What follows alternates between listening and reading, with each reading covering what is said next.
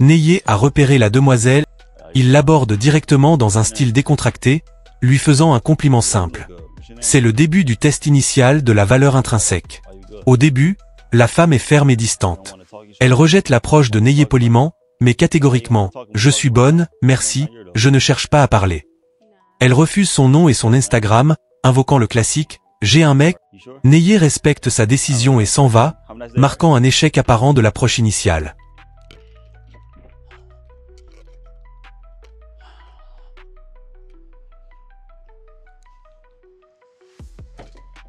Quelques secondes plus tard, alors que Neye s'installe dans son véhicule, une voiture visiblement haut de gamme, la femme fait marche arrière et l'interpelle.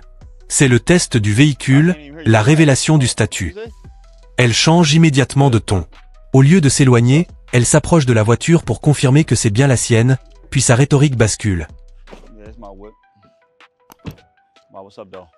Je veux dire, je suppose que je pourrais te parler un moment maintenant. Neye, bien sûr, l'interroge sur ce changement soudain.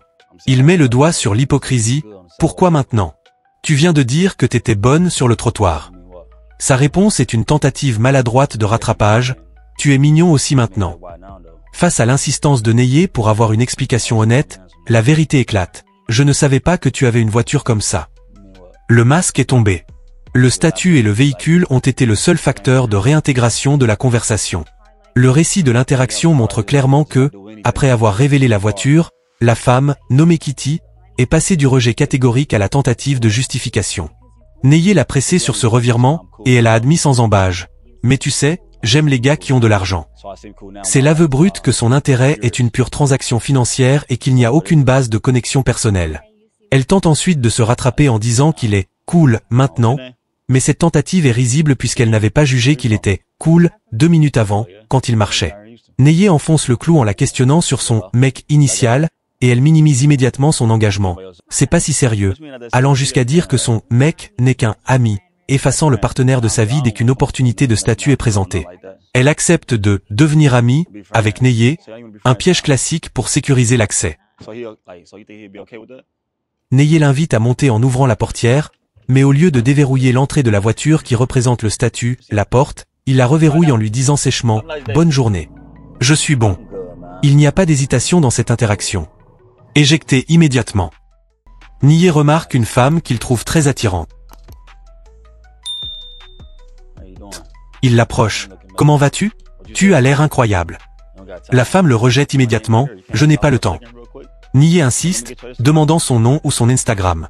La femme répète « Je ne veux pas te parler. » Neye se retire avec un soupir. « D'accord, alors profite de ta promenade. » Elle n'a même pas pu s'arrêter pour me donner l'heure. Je ne sais pas pourquoi ça doit être comme ça.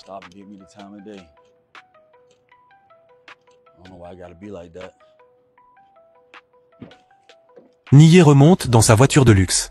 Quelques instants plus tard, il remarque la même femme qui revient sur ses pas. Maintenant, elle revient. C'est drôle.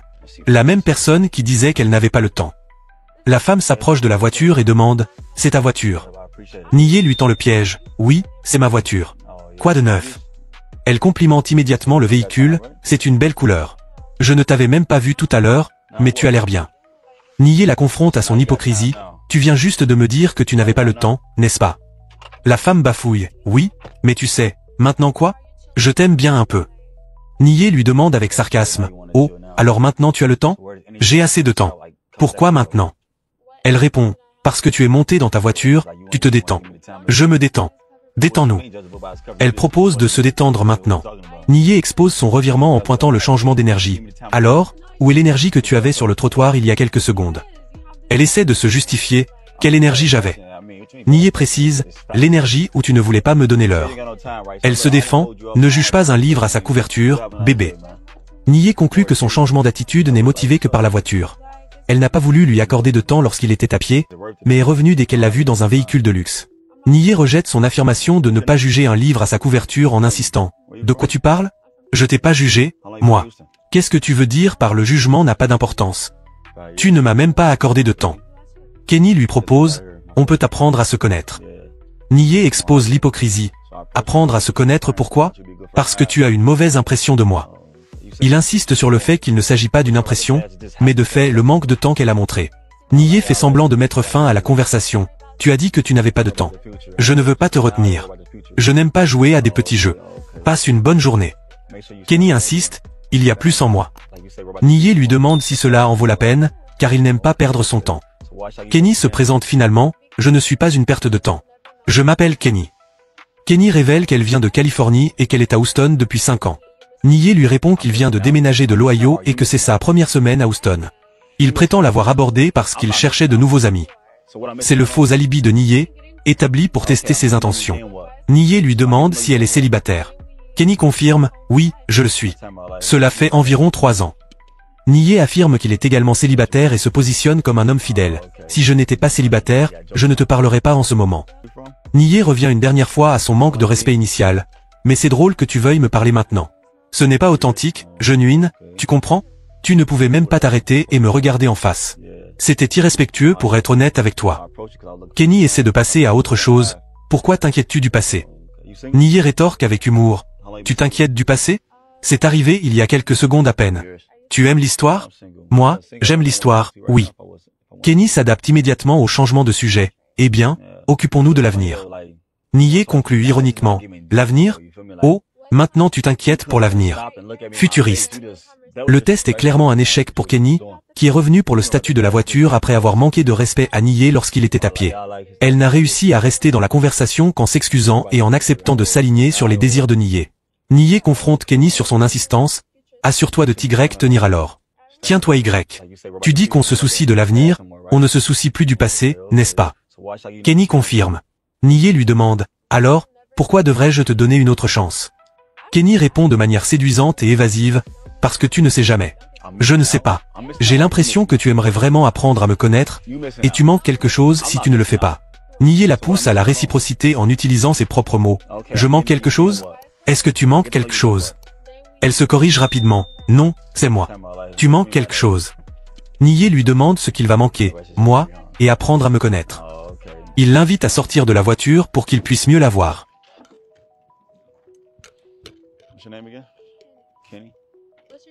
Nié complimente son collier, black tourmaline, et sa signification, il éloigne l'énergie négative.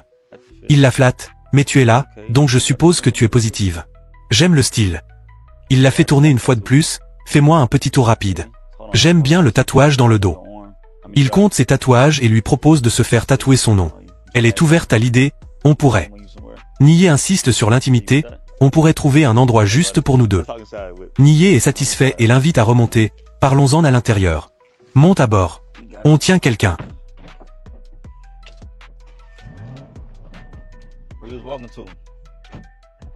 Une fois dans la voiture, Nié lui demande où elle allait, juste se promener dans le quartier. Il réalise qu'ils sont voisins. Nié revient sur son statut. Ça fait combien de temps que tu es célibataire? 3 ans. Pourquoi? Les relations ne sont pas mon truc, vraiment. Ça m'a juste fait réaliser que ce n'était pas pour moi. Nié la met au défi sur sa peur du risque et lui demande si elle compte rester célibataire toute sa vie. Elle évite la question, qui sait? Nié passe au test de l'indépendance, une autre façon de tester ses intentions financières. Je suis juste indépendante, tu sais. Nié, j'aime ça. Tu es indépendante. C'est un plus pour toi.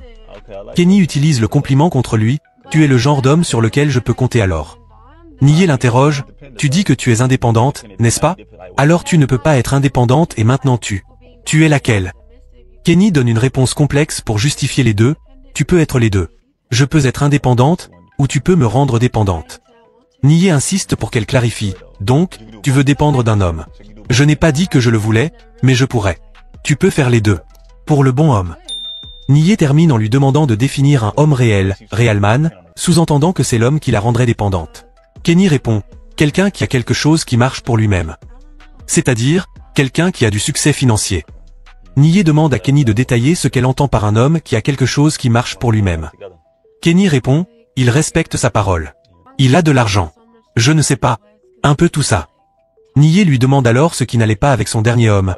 Ton dernier homme, qu'est-ce qu'il avait, ou quoi? Elle dit qu'ils sont restés ensemble environ 1 an et demi, mais que la relation était toxique, et qu'elle avait l'impression d'avoir duré beaucoup plus longtemps. Nié lui demande ce qui rendait la relation toxique. Kenny explique qu'elle déteste les disputes. Nié, quelles étaient les disputes si ça ne te dérange pas que je demande? Kenny, il était fauché. Nié insiste sur la nature de la dispute. Alors, tu l'appelais fauché et vous vous disputiez. Kenny est évasive, je ne l'ai pas appelé fauché, mais nous savons tous les deux que tu es fauché si tu le es. Elle finit par admettre qu'elle réagissait à ses arguments, ce qui prolongeait la dispute, mais que la cause profonde était son manque d'argent. Nié, ayant découvert que son statut financier est la principale raison de la toxicité et du célibat de Kenny, revient au contexte de leur rencontre. Il se moque de son désir de rester seul, c'est ce qui t'a donné envie d'être célibataire pour le reste de ta vie. Kenny répond de manière séductrice, je ne sais pas. Si quelque chose tombe sur mes genoux, ou marche devant moi sur le trottoir, alors peut-être. Nié la confronte en utilisant ses propres mots, je viens de marcher devant toi sur le trottoir. Tu dis que je suis peut-être l'élu. Kenny lui cède, alors, je suppose. C'était destiné à être. Nié, ayant découvert que l'ex-partenaire de Kenny était fauché, poursuit l'interrogatoire sur ses attentes financières, en utilisant son intérêt pour Vegas comme un nouveau prétexte. Nié demande ce qui rend Vegas si amusant. Kenny répond qu'elle ne sait pas, mais que c'est juste amusant. Elle admet qu'elle joue aux machines à sous, slots, mais pas aux tables. Nié révèle une perspective financière agressive, j'aime prendre l'argent des gens. Je n'aime pas. Kenny lui demande, de l'argent de qui? Des gens qui me le donnent. Nié insiste sur le fait que si les gens donnent l'argent, ce n'est pas vraiment le prendre. Nié ramène la conversation à la dépendance. Nié, je pourrais t'emmener prendre ton argent là-bas à Vegas. Kenny, s'ils me le donnent, ils le veulent bien, tu sais? Certaines personnes sont juste gentilles comme ça. Très généreuses. Ils veulent qu'une femme dépende d'eux. Nié lui demande alors, qu'est-ce que tu fais pour qu'un homme te donne de l'argent ou des cadeaux? Kenny répond avec confiance, je n'ai pas vraiment besoin de faire grand-chose. Nié, choqué par son droit de ne rien faire, lui demande si elle s'attend à ce qu'il lui donne de l'argent simplement parce qu'il parle. Kenny confirme, nous parlons en ce moment, et tout ce que j'ai eu à faire, c'est avoir une conversation avec toi. Nous parlons. C'est ce que font les gens. Je te donne mon temps en ce moment. Ça monte parfois. Nié met fin à l'idée qu'il paiera pour elle, je ne suis pas ce genre de gars. Je ne donne pas juste de l'argent et des cadeaux. Non, je fais ça pour ma femme. Kenny refuse ce rejet, on pourrait arranger ça. On peut changer ça. Nié est ferme, non, on ne va pas changer ça. Pourquoi penses-tu ça? Kenny répond, parce que je ne sais pas. On va bien ensemble. Qui a dit ça? L'esprit. Elle utilise une justification spirituelle pour un désir matérialiste. Nié confronte son besoin d'une justification externe. Tu vas blâmer l'esprit? On ne va pas bien ensemble. Nié revient à l'hypocrisie de son revirement. Tu viens littéralement de prouver tout ce que je disais sur le fait de rencontrer quelqu'un par hasard dans la rue. J'essaie de voir si je devrais continuer la conversation avec toi. Je suis juste en train de voir. Nié la met à l'épreuve une dernière fois. Quelle est ton intention? Quelle est la raison pour laquelle tu veux me parler maintenant? Kenny lui dit simplement, tu as l'air bien. Nié, alors je n'avais pas l'air bien sur le trottoir quand je t'ai approché. Kenny, je n'ai pas vraiment regardé. Nié expose l'impossibilité de sa version des faits. Comment tu n'as pas regardé? Si je suis monté dans ma voiture, la seule chose que tu peux voir, c'est ma voiture. J'ai senti dans mon esprit que je devais faire demi-tour. Elle utilise à nouveau une justification spirituelle, ou FATE, pour couvrir le fait qu'elle n'est revenue que pour la voiture. Nié laisse entendre qu'il a percé à jour son jeu. Nié continue de questionner la raison pour laquelle Kenny est revenu, pointant les contradictions. Premièrement, j'étais beau, maintenant c'est ma tenue, maintenant c'est la voiture. Lequel est-ce? Comment as-tu vu mon visage si tu étais au téléphone et que je montais dans ma voiture? Tu ne pouvais voir que le côté de ma tête. Kenny insiste, en utilisant une excuse très faible, j'ai vu assez. J'ai vu assez. Nié passe au test financier final, alors, crois-tu au 50-50e avec ton homme? Kenny répond avec dédain, non. Pourquoi? Parce qu'en tant qu'homme, tu devrais payer. Si tu es un homme à 50%, bien sûr, je ferai ma part. Mais si tu es un homme à 100%, tu devrais payer 100%. Nié la confronte à la manipulation. Tu essaies de manipuler un homme en disant si tu fais 50-50e, tu n'es pas un homme entier? C'est ce que tu essaies de faire. Est-ce que ça a marché? Non, ça ne marche pas avec moi. Je suis ce que je suis. Je ne suis pas un de ces gars que tu croises à Vegas et qui tombent dans le panneau. Kenny, confiante, se moque de lui, tu n'es pas loin de ça. Qu'est-ce que tu veux dire par là? Parce que, regarde, je suis dans ta voiture en ce moment. Nié l'arrête net, tu es dans ma voiture. Et alors? Ce n'est rien. Ne te sens pas trop bien. Beaucoup de gens s'assoient dans ma voiture. Kenny révèle alors son plan. Alors, quel est ton plan? Qu'est-ce que tu essaies de faire en ce moment? Allons faire du shopping. Nié est stupéfait. Faire du shopping? Tu veux que je t'emmène? Non, non, non. Tu peux faire le valet de ta voiture et nous pouvons y aller ensemble. On peut faire sauter des étiquettes ensemble. Nie refuse d'entrer dans un centre commercial pour la regarder dépenser son argent ou l'accompagner.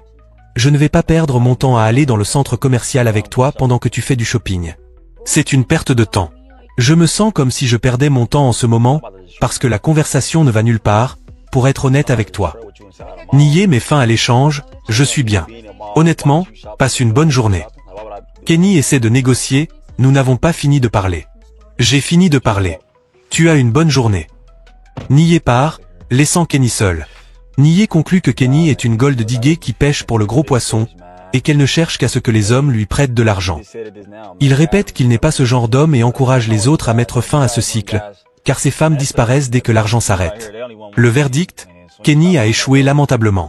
Elle a insisté pour une relation non 50/50, a immédiatement demandé à Nie de l'emmener faire du shopping, une demande financière importante, et a été rejetée lorsque Nie a déclaré que la conversation était une perte de temps en raison de ses exigences. Abonne-toi et like la vidéo pour plus de contenu.